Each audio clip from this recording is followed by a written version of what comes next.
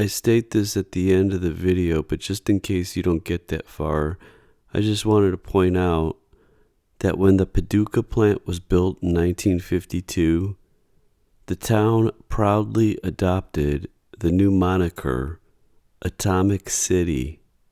Now their quote is, "It made the economy good, but then we got sick."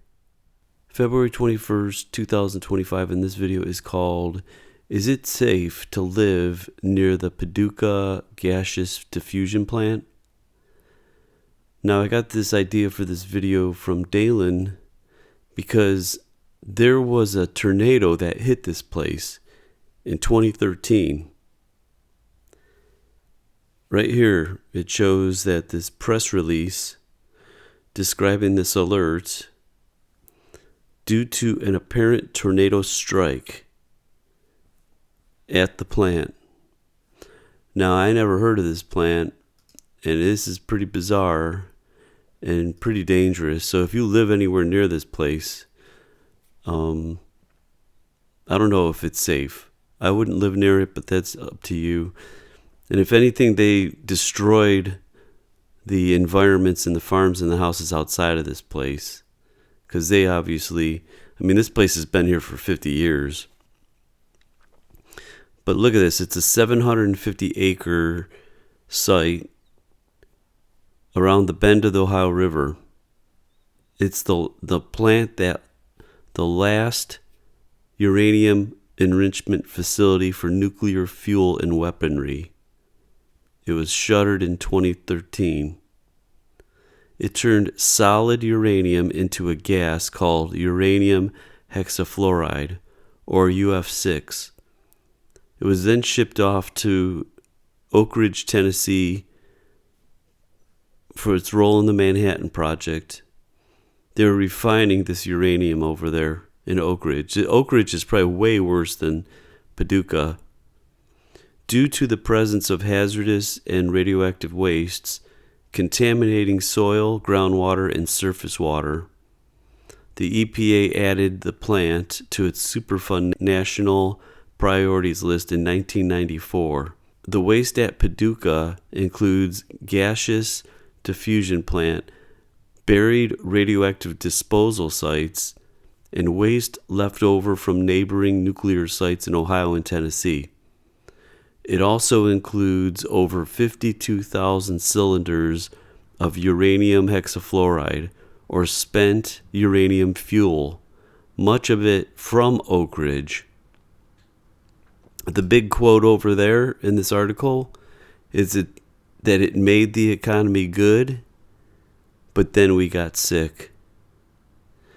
There still is no solution on how to dispose of spent nuclear fuel except to bury it. This depleted uranium hexafluoride stored in cylinders at Paducah site poses potential health dangers primarily due to its chemical instability and the conditions under which it's stored.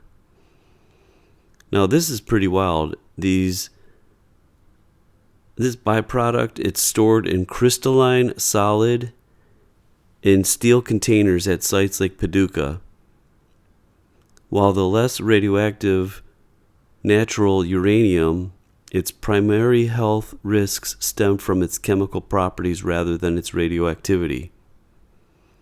When it's exposed to moisture in the air, it reacts in this hydrofluoric acid and this urinal fluoride. Sorry for that butchering of that. Both compounds are hazardous. HF is highly corrosive and toxic. This is, if inhaled, it can lead to heavy metal toxicity. So it's saying that there is approximately 32,000 steel cylinders containing up to 14 tons of DUF6 each are stored outdoor in cylinder yards. Over time, these cylinders can corrode, increasing the risk of breaches or leaks. Corrosion has been documented at Paducah, with studies in the mid-1990s collecting ultrasonic wall thickness data to assess the extent of the deterioration. A breach could release this gaseous UF6, which upon contact with atmospheric moisture would produce the aforementioned toxic compounds. So you're looking at 28,000 pounds of this DUF6. It actually should be called DFU6, because that's basically what they're doing, is they're fucking us. Now, this site is located in McCracken County in Kentucky. Has large stockpiles numbering over 52,000 according to some historical estimates, though exact current figures may vary due to ongoing cleanup efforts. So maybe they cleaned up 20,000 of them. I don't know. These cylinders are stored in designated outdoor cylinder yards on concrete pads to ensure stability and containment while waiting further processing, re-enrichment, recycling, or disposal. This is nutso. Now, here is the plant on the Google Maps. Now, I have a close-up I'll show you later, but check this out. This is where this is right next to beautiful farms and beautiful places where people live. I want to go close over here. So here's the site. Can you imagine living... No, I don't know if that's... No, that's probably not a farm. It may or may not be, but wait a second. Let's check this out. Can you imagine living here? Right at this house.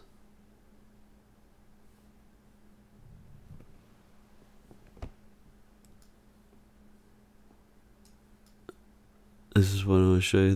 That's how close this is.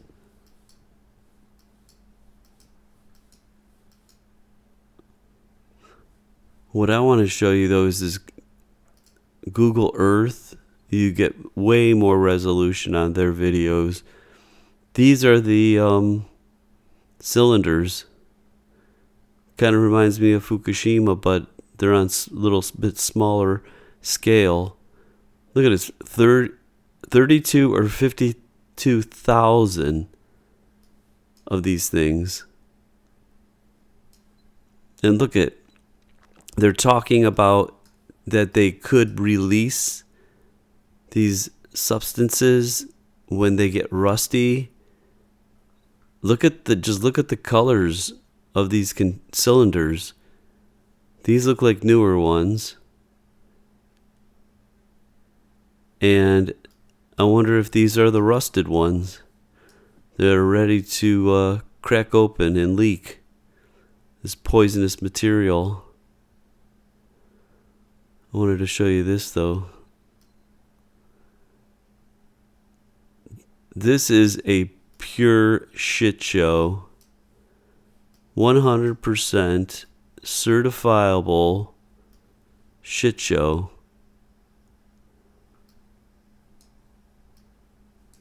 Out of the 700 acres, how many acres is this?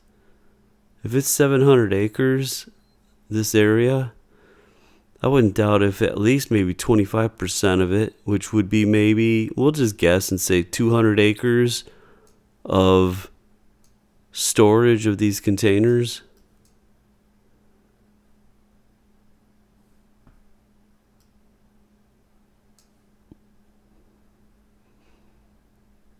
Now, would you want to live next to this shit show?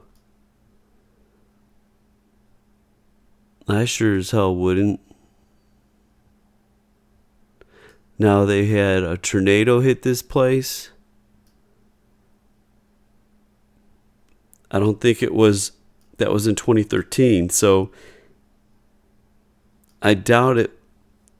These canisters or cylinders were there at the time.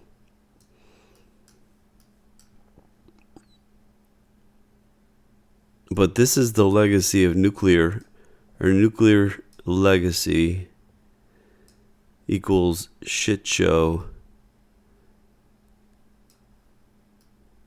Carcinogenic materials, disease, inhibitors.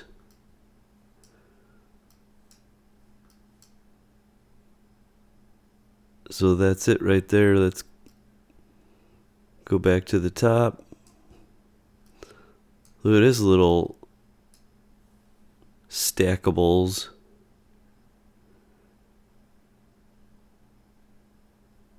They look like rotten teeth. It's like cavities.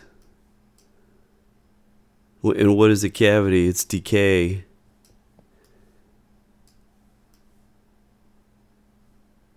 Now, I don't know if these are rusted, but they may be, because if you look at the different hues or shades of the rust color. And how many are they? I mean, is this 10 years of inventory?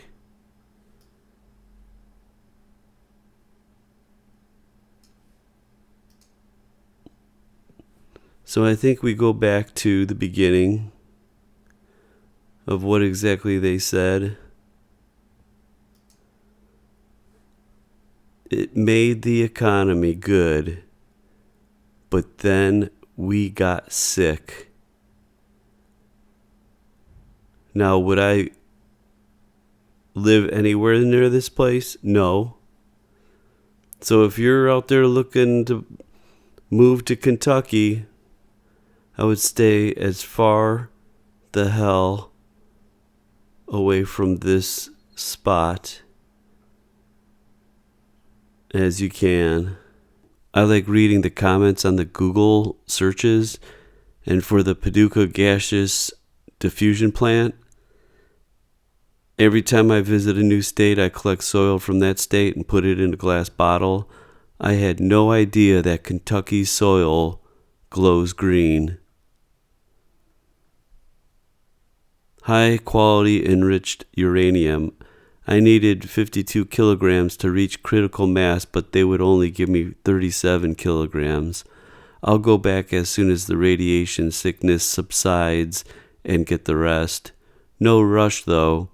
With a half-life of 703 million years, this stuff lasts forever. Cool place. Downside is the cancer, but otherwise cool.